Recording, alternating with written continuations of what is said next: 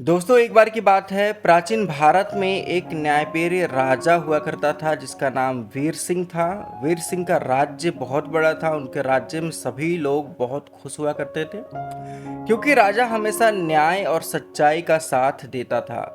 राजा वीर सिंह अपने दरबार में रोज जनता की समस्याएं सुनते और उनका समाधान करते। उनके दरबार में राज्यसभा लगा करती। एक दिन की बात है, राजा के दरबार में एक व्यापारी और एक किसान आए।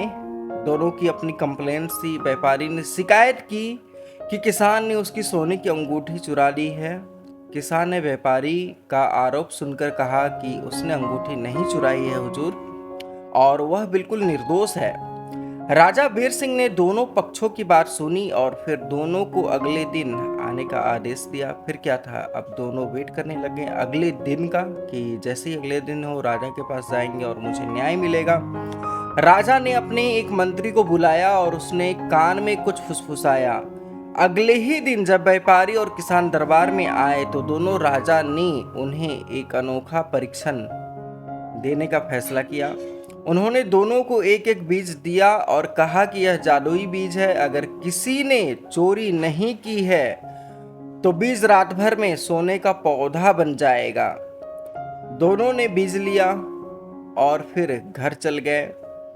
अगले ही सुबह जब दोनों दरबार में लौटे तो किसान ने खुशी खुशी सोने का पौधा राजा को दिखाया।